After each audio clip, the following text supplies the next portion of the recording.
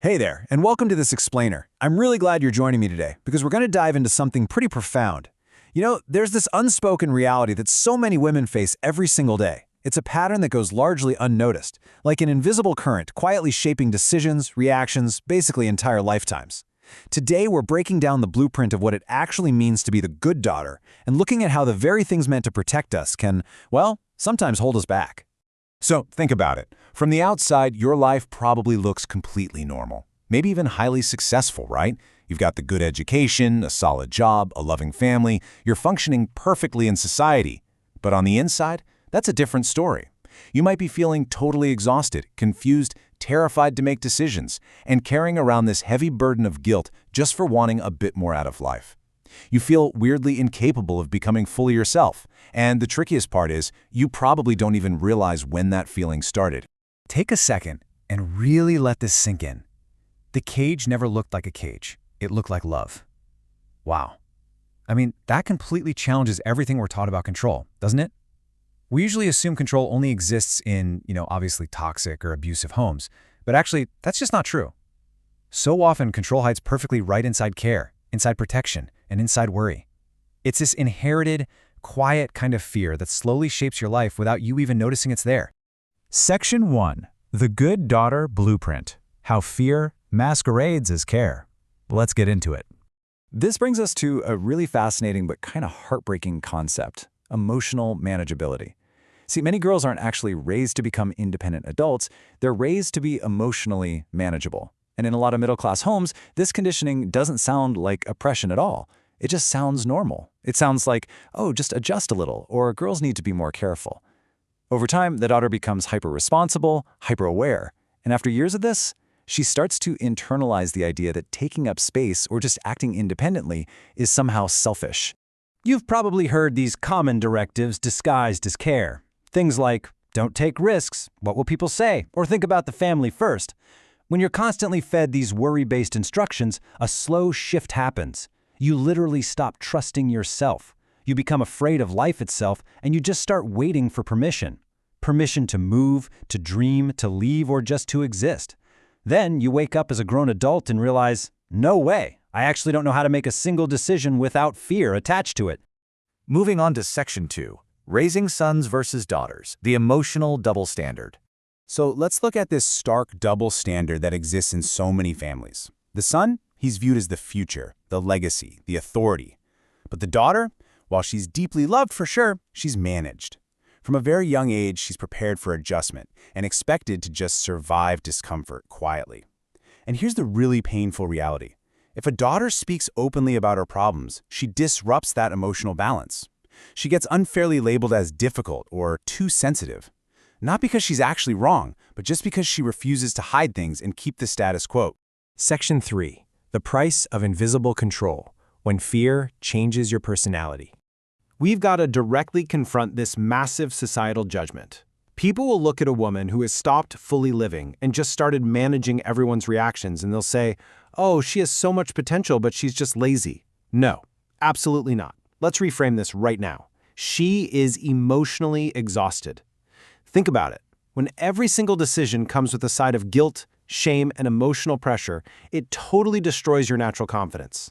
Being in survival mode slowly drains your energy. You aren't lazy. You are running on an empty emotional tank.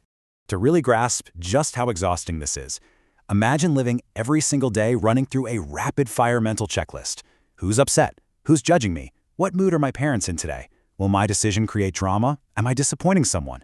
This constant, vigilant scanning is so stressful. It literally changes your body. You stop sleeping well, you develop anxiety, and you feel tired even after you rest, because your brain, it never actually turns off. And this fear doesn't just hijack the big life choices, like marriage or your career. It quietly dictates the tiny micro-decisions of a good daughter's everyday life. We're talking about things as simple as wanting to lock your bedroom door for a little privacy, or spending your own hard-earned money on yourself, going out with friends after work, or, get this, just resting without feeling overwhelmingly guilty about it. These tiny, everyday moments become heavily emotionally loaded, and you find yourself rehearsing how to ask for permission even as a fully grown adult. All of this internal shifting eventually brings you to a pretty painful realization. I stopped asking, what do I want? I started asking, what will create the least conflict? This right here is the exact moment when you shrink. You become smaller, quieter, a bit more hesitant.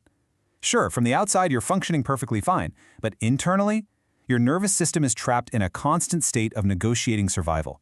You're no longer making choices freely. You're making them based entirely on anticipating how other people will react. Which brings us to the biggest lie so many women are taught: the illusion of safety. The deeply ingrained belief here is that if you stay controlled, you'll stay safe. But that is fundamentally flawed. Fear itself becomes your prison. You get so afraid of failure, of judgment, of what society thinks, that years literally just pass you by. Staying completely controlled doesn't keep you safe from life. It just ensures that you're only surviving it rather than actually living it. Section 4. Building true independence, becoming capable. Okay, if you take absolutely nothing else away from this explainer, please remember this. Fear grows when you obey it. You cannot let fear be your lifelong guardian. Your life just cannot be built purely around avoiding danger. At some point, you have to step up and interrupt the pattern. So, let's dive into the action plan. Breaking these inherited patterns isn't about suddenly becoming reckless. It's about becoming capable. Step 1, start small with boundaries. Step 2, learn to handle the immense discomfort of upsetting others. Trust me, it won't break you. Step 3, allow yourself to fail publicly. And Step 4, survive those mistakes. Trust your instincts. The entire goal here is to rewire your mind so you realize that, hey, you can actually handle the fallout of your own choices. And this capability, it's built through highly practical, everyday acts of independence. It's crazy. A lot of women are highly educated but remained emotionally dependent because nobody ever trained them for real-world independence. So, book the cab yourself. Go to the bank. Handle your own documents. Figure out how your rent and taxes work. Practice speaking confidently to strangers. Basically, learn how to exist in the world without constantly needing that emotional approval from your family. And look, if you're waiting to feel brave before you try any of this, keep this in mind. Confidence often comes after action, not before. It is completely 100% normal to feel terrified the first time you take a solo trip, or set a firm boundary, or, yes, disappoint your parents. The fear is normal, but surviving those terrifying moments, that is exactly what rewires your mind and builds genuine confidence. Section 5. Healing without losing yourself. Redefining love and family. This point is absolutely paramount. Healing does not mean hating your family. Many parents genuinely, deeply love their children. We have to recognize that they're often just acting out of their own inherited conditioning, their own fears, and their own past traumas. But, and this is a huge but, understanding them doesn't mean you have to abandon yourself. You can hold space for their reality without letting it completely dictate yours. The most powerful tool you have for this is the and statement. Seriously, try this. You can love people and create boundaries. You can feel deeply grateful for everything your family has provided and still desperately want your own freedom. You can feel absolutely terrified and still move forward. You are allowed to claim your independence without abandoning your roots. Both things can be true at the exact same time. Sometimes we trick ourselves into thinking freedom has to be this massive, traumatic, movie-level life event. But honestly, often it's incredibly small. Maybe your very first act of freedom is just making a relatable, everyday decision without asking for permission.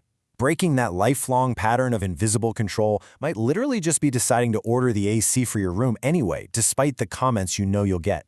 It's all about taking back those micro decisions. Women who carry this conditioning aren't weak. They're just carrying years and years of accumulated fear. So I want you to ask yourself today, what would my life look like if fear wasn't making every single decision for me? Not society, not guilt, not shame, but fear. Just imagine the limitless potential waiting for you on the other side of that question. Thank you so much for exploring this deeply important topic with me today in this explainer. Take some time to reflect on this and start taking your space back one small decision at a time.